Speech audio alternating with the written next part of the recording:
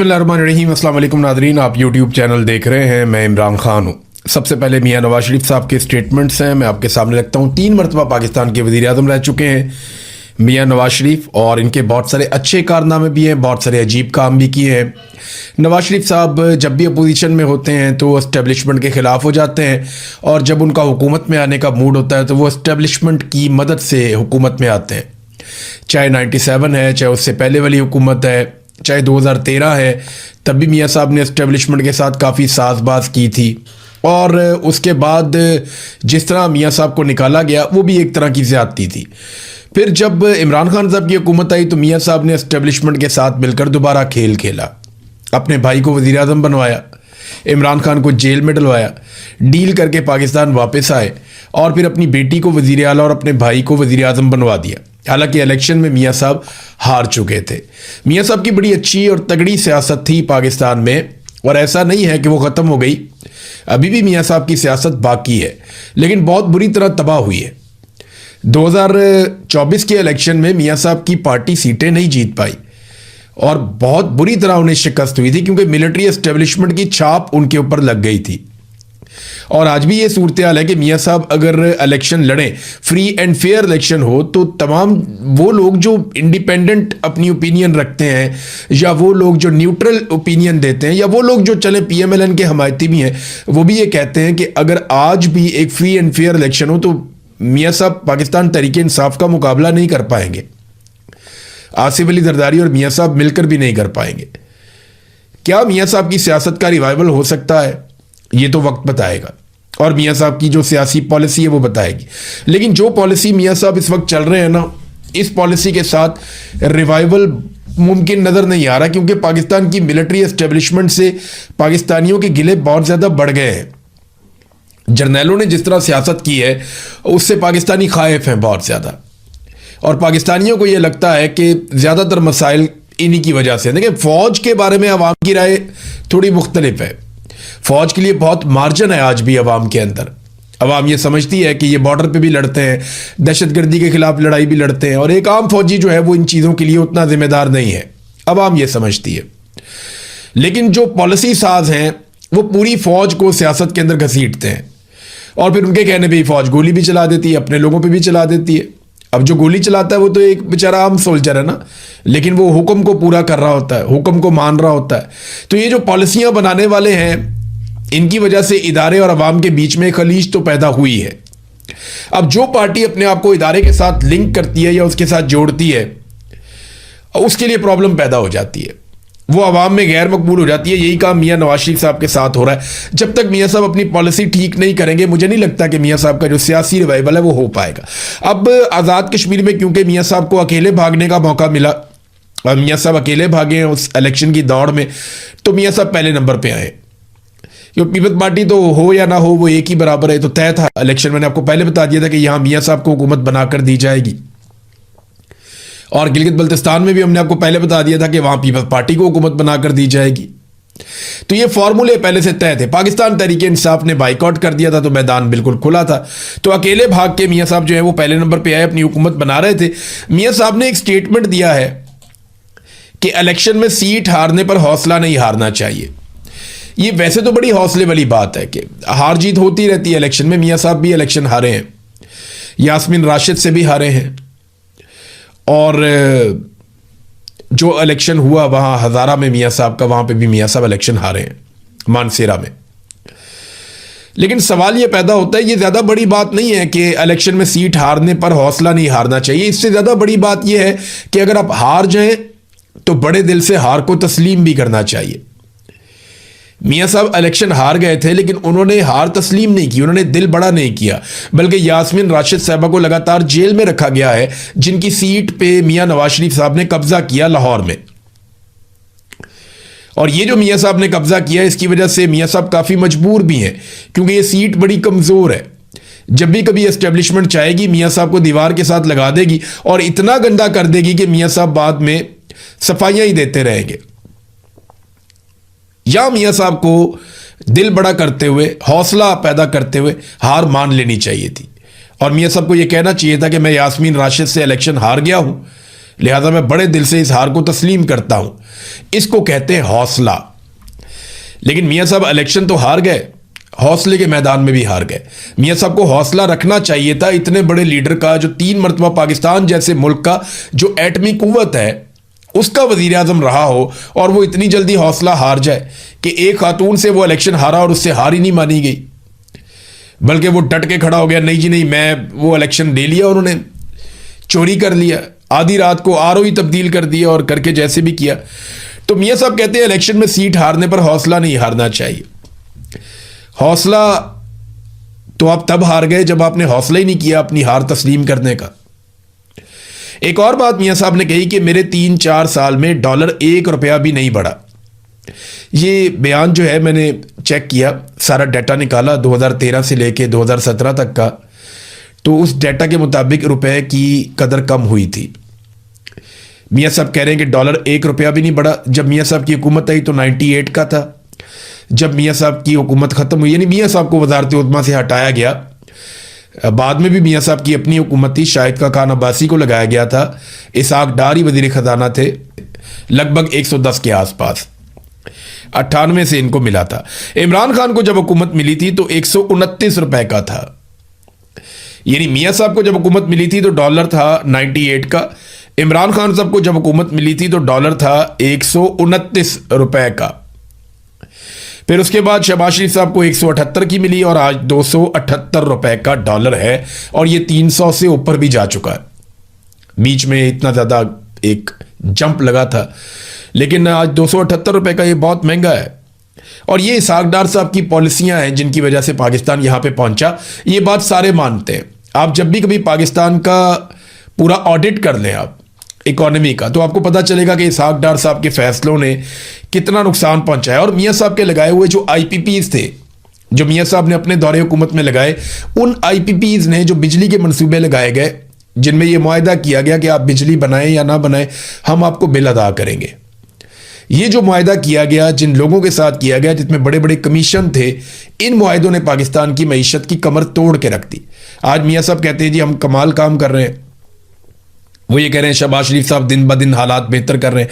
हालांकि हकीकत यह है कि मईशत भी नीचे जा रही है, गुर्बत बढ़ रही है, बेरोजगारी बढ़ रही है, महंगाई बढ़ रही है। डॉलर देखें आपके सामने, पेट्रोल की कीमतें पूरे खित्ते में सबसे ज़्यादा हमने बढ़ा दी हैं, बदअमनी भी पाकिस्तान में बढ़ रही है।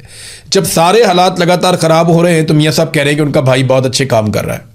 और जब इमरान खान ने पूरी दुनिया में सबसे अच्छा परफॉर्म करके दिखाया था कोरोना वायरस के खिलाफ, तो मियां साहब कहते हैं वो दौर बहुत बुरा था। देखें, किसी की अच्छी चीज़ को तस्लीम करना चाहिए। मियां साहब ने अपनी ज़िंदगी में कुछ अच्छे काम किए हैं।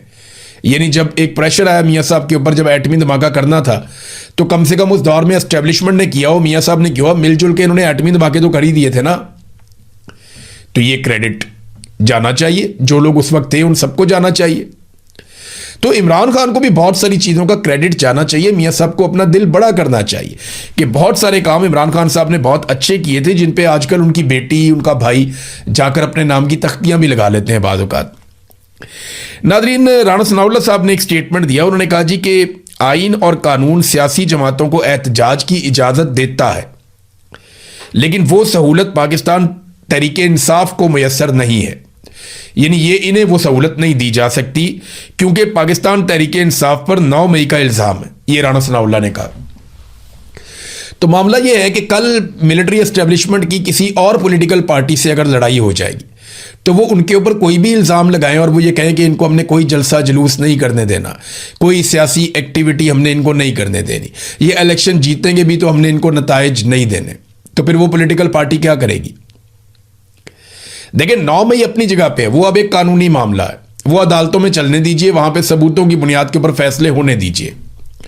अदालतें जाने और 9 मई जाने, आप सबूत ले आए, CCTV फुटेज ले आए, बाकी चीज़ें ले आए, शवाहिद ले आए, उसकी बुनियाद पे आप लोगों को सजा दिलवाएं। कई जगह पे लोग बाइज्जत बरी भी हुए हैं, कई जगह पे लोगों को सजाएं भी हुई हैं। तो 9 मई को खालिसतन एक कानूनी मामला रहने दिया जाए तो बेहतर है। अब इसकी बुनियाद पे आप ये तय नहीं कर सकते कि लोगों को ये हक ही नहीं है कि वो एहतजाज करें। वो एक पॉलिटिकल पार्टी है।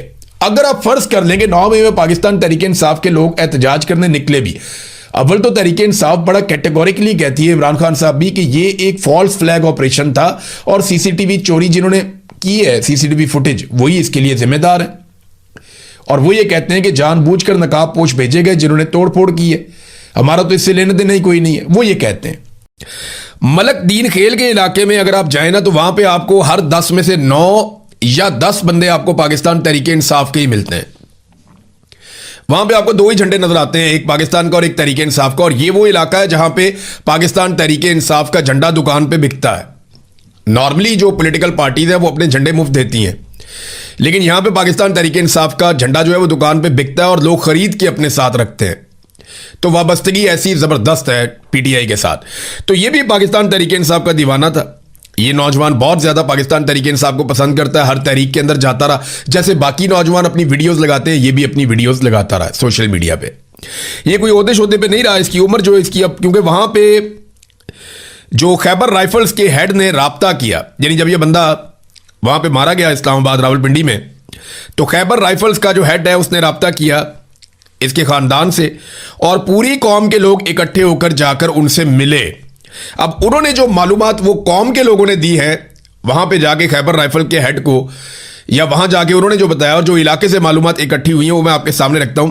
ये जो नौजवान है इसका एक भाई सरकारी मुलाजिम भी है, 2 भाई इसके जो है वो बैरून मुल्क भी रहते हैं, पाकिस्तान से बाहर रहते हैं। इसकी जो उम्र है वो गलत बताई गई है, उम्र 18-19 साल तक इसकी उम्र है, इससे बड़ी उम्र इसकी नहीं है, इसकी फैमिली ये बता रही है। कल सुबह 10-11 बजे तक, यानी जब ये इसको कत्ल किया गया इस्लामाबाद में, उससे एक दिन पहले सुबह 10-11 बजे तक ये अपने घर में मौजूद था वहां खैबर में। एक और चीज जो इसके बारे में बताई कि ये ज़हनी तौर पे बीमार था और इन लोगों का एक प्रॉब्लम है कि इनको दौरे पड़ते हैं, यानी इनकी फैमिली के अंदर ये इशू है कि ये स्ट्रेस मैनेज नहीं कर सकते। ये होता है, जो लोग साइकोलॉजी को जानते हैं या जो साइकेट्रिस्ट हैं उनको आइडिया हो गया कि मैं क्या बात कर रहा हूं। इनका स्ट्रेस मैनेजमेंट का इशू होता है, ये बहुत जल्दी गुस्से में आ जाते हैं, बहुत जल्दी लड़ पड़ते हैं, ये गोली भी चला देते हैं। कुछ अर्सा पहले इसका एक और कजन है, उसने अपने खानदान के अंदर ही गोलियां चला दी थी और ये माजी में भी इसका कोई रिकॉर्ड ऐसा नहीं है। तो वो कहते हैं जी ज़हनी तौर पे ये बहुत कमजोर था और ये ज़हनी तौर पे ठीक बंदा नहीं था। ये उसकी फैमिली ने जाकर वहां पे बताया और पीटीआई का ये दीवाना था।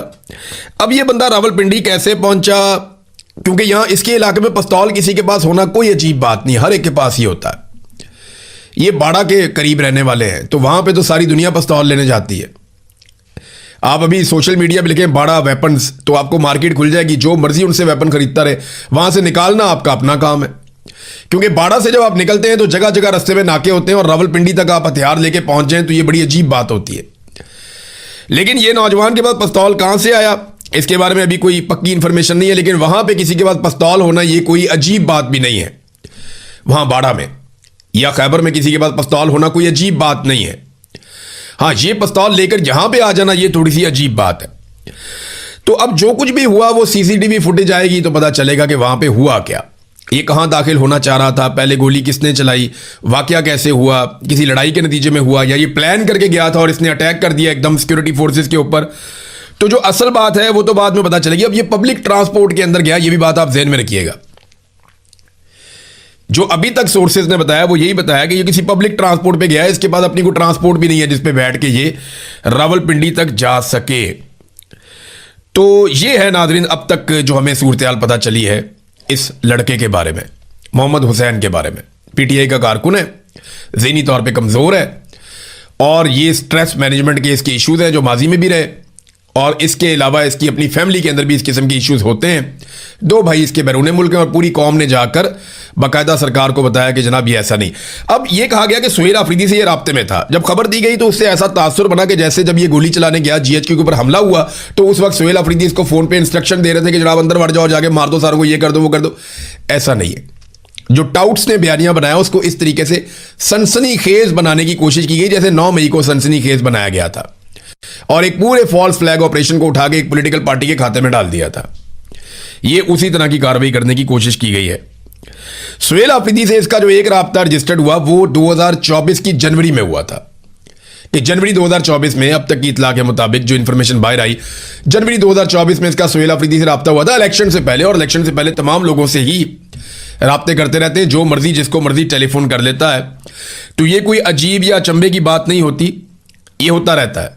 बहरहाल अब ये एक इंसिडेंट हुआ है, लेकिन इसको ऐसे पोर्ट्रे किया जा रहा है जैसे एक दहशतगर्द जमात है, उन्होंने दहशतगर्द भिजवा दिए और उन्होंने कातलाना और खुदकुश हमला करवा दिया। ऐसा नहीं है। पीटीआई एक पुरअमन पॉलिटिकल जमात है, जिस तरह बाकी जमातें पॉलिटिकल जमातें हैं और वो पुरअमन एहतजाज पे बिलीव करती हैं, ऐसे ही पीटीआई भी करती है। पूरे पाकिस्तान में पीटीआई की बातचीत है, पूरे पाकिस्तान में ये एक मकबूल तरीन सियासी जमात है। और इमरान खान साहब ने हमेशा कहा कि हम एक गमला भी नहीं तोड़ना चाहते, हम कोई छोटा सा नुकसान भी नहीं करना चाहते, ये सारी अमलाक हमारी अपनी है। ये इंसिडेंट कैसे हुआ, इसके लिए सबसे इंपॉर्टेंट चीज जो है वो पुलिस के बयान से भी ज्यादा जरूरी ये है कि सीसीटीवी फुटेज को मंजरे आम पे लाया जाए, क्योंकि हर फॉल्स फ्लैग की सीसीटीवी फुटेज नहीं आती। तो यहां पे सीसीटीवी आएगी, क्लियर हो जाएगा इसने खुद ही हमला किया हो पुलिस पे, तो वो भी नजर आ जाएगा। किसी वजह से हमला किया हो, कोई झगड़ा हो गया या कोई और चीज हुई, वो भी नजर आ, जो भी हुआ ना, वो सीसीटीवी फुटेज आएगी तो पता चलेगा कि एक्चुअली ये हुआ कैसे। नाज़रीन, सुहेल आफरीदी ने अभी तक लगभग उनके स्टेटमेंट को कुछ 36-38 घंटे गुजर गए हैं। उन्होंने अभी तक ना तो सेक्टर कमांडर का नाम लिया कि वो कौन सा सेक्टर कमांडर था जिसने उन्हें धमकी लगाई, उसकी जरूरत कैसे हुई कि एक मुंतखब वजीर आला को एक सरकारी मुलाजिम जो है, जो तनख्वाहदार मुलाजिम है, वो धमकी लगा रहा है कि तुमने अगर लॉन्ग मार्च का ऐलान किया तो हम तुम्हें नाअहल कर देंगे। उस सेक्टर कमांडर का नाम लेने की जरूरत अभी तक सुहेल आफरीदी साहब ने नहीं की, उनको लेना चाहिए। और ना ही उन्होंने कार्रवाई शुरू की है। तो फिर अगर वो ये इतना सा काम नहीं कर सकते, यानी तहरीक चलानी है आसिम मुनीर के खिलाफ, नाम सेक्टर कमांडर का नहीं ले सकते, ये बहुत जरूरी है। अगर तो इन्होंने इस सिस्टम को टैकल करना है, तो इमरान खान साहब एक बात कहते थे कि जो तुम्हें धमकी दे वापस धमकी दो उसको, जो तुम्हें डराए उसको एक्सपोज करो। इमरान खान साहब ये बार बार कहते थे। तो सुहेल आफरीदी साहब को कम से कम यहां पे स्टैंड लेना चाहिए और उनको एक इजलास बुलाना चाहिए सूबाई असेंबली का, वहां पे करारदाद भी आनी चाहिए, सेक्टर कमांडर को एक्सपोज करना चाहिए ताकि आइंदा वो ऐसा ना कर सकें। अब अगर वो उन्होंने इसलिए नाम ले लिया है कि मैं पहले ही नाम ले लेता हूं, थोड़ा सा बता देता हूं, नाम नहीं लेता लेकिन थोड़ी सी बात निकाल देता हूं ताकि कल को मुझे हटाने से पहले वो 10 दफा सोचे कि मैंने तो ये बात खोल दी थी। तो ये अगर इस तरह उन्होंने इस्तेमाल किया तो एक अलग बात है। देखिए, सुहेल आफरीदी को सियासी शहीद बनने की बजाय जो है तहरीक के लिए स्ट्रीट मूवमेंट चलानी चाहिए, जिसका इमरान खान साहब ने लगभग 1 साल पहले कहा था कि ये चलाई जाए। अब जब सुहेल आफरीदी ने ये नाम लिया था ना, अब मुझे वहां पे सहाफियों ने 1-2 चीजें बताई।